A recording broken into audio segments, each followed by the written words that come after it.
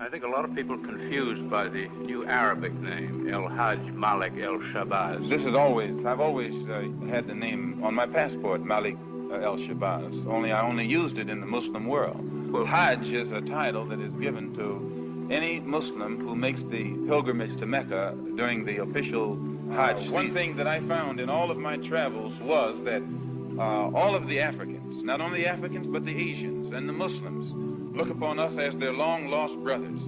And America had actually tricked many of them into a hands-off policy by giving them the impression that she was honestly trying to do something to solve the problem. My argument over there was designed to prove that it is impossible for the United States government to solve the race problem. It's impossible. Never have I witnessed such sincere hospitality and overwhelming spirit of true brotherhood as is practiced by people of all colors and races here in this ancient holy land, the home of Abraham, Muhammad, and all the other prophets of the holy scriptures. For the past week, I've been utterly speechless and spellbound by the graciousness I see displayed all around me by people of all colors. I've been blessed to visit the holy city of Mecca. I've made my 7 circuits around the Kaaba, led by a young mutawaf named Muhammad. I drank water from the well of the Zamzam. I ran 7 times back and forth between the hills of Mount Al-Safa and Al-Marwa. I've prayed in the ancient city of Mina, and I've prayed on Mount Arafat. There were tens of thousands of pilgrims from all over the world. They were of all colors, from blue-eyed blondes to black-skinned Africans. But we were all participating in the same ritual, displaying a spirit of unity and brotherhood that my experiences in America had led me to believe never could exist between the white and non-white.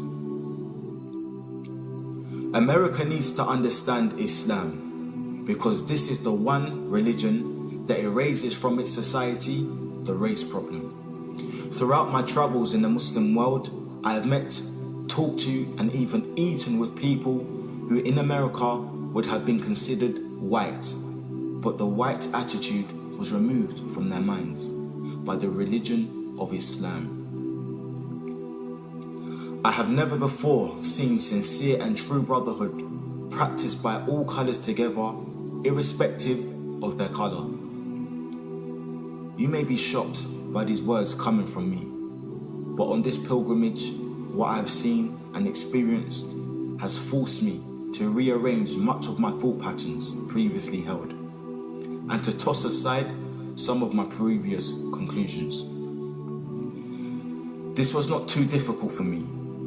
Despite my firm convictions, I have always been a man who tries to face facts and to accept the reality of life as new experience and new knowledge unfolds it.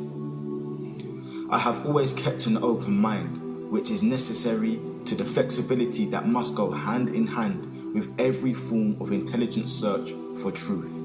During the past 11 days here in the Muslim world, I have eaten from the same plate, drunk from the same glass, and slept in the same bed or in the same rug, while praying to the same God with fellow Muslims, whose eyes were the bluest of blue, whose hair was the blondest of blonde, and whose skin was the whitest of white.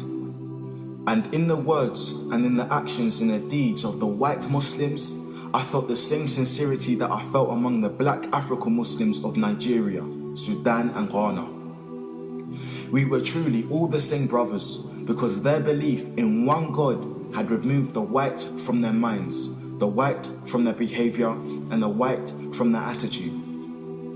I could see from this that perhaps if white Americans could accept the oneness of God, then perhaps too they could accept the reality, the oneness of man, and cease to measure and hinder and harm others in terms of their differences in color. With racism plaguing America like an incurable cancer, the so-called Christian white American heart should be more receptive to a proven solution to such a destructive problem. Perhaps it could be in time to save America from imminent disaster, the same destruction brought upon Germany by racism. that eventually destroyed the Germans themselves. Each hour here in the Holy Land enables me to have great spiritual insights into what is happening in America between black and whites.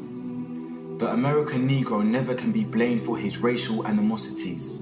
He is only reacting to 400 years of the conscious racism of the American whites. But as racism leads America up to the suicide path, I do believe, from the experience that I've had with them, that the whites of the younger generation in the colleges and universities will see the handwriting on the walls, and many of them will turn to the spiritual path of truth, which is the only way left to America to ward off the disaster that racism inevitably must lead to. Never have I been so highly honored. Never have I been made to feel more humble and worthy. Who would believe the blessings that have been heaped upon an American Negro? A few nights ago, a man who would be called in America a white man, a United Nations diplomat, an ambassador, a companion of kings, gave me his hotel suite and his bed.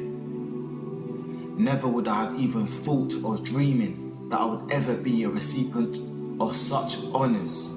Honors that in America would be bestowed upon a king, not a Negro. All praise is due to Allah, the Lord of all the worlds. Sincerely, Hajj Malik al-Shabazz, also known as Malcolm X. So Malcolm became Hajj Malik Shabazz, who made Tawbah. He took his Shahada. He performed his Hajj. He said, on my way back from Mecca, I visited 7 countries, and the CIA, and the FBI, and the International Interpol Police, and others plotted to try to kill me at least 5 times.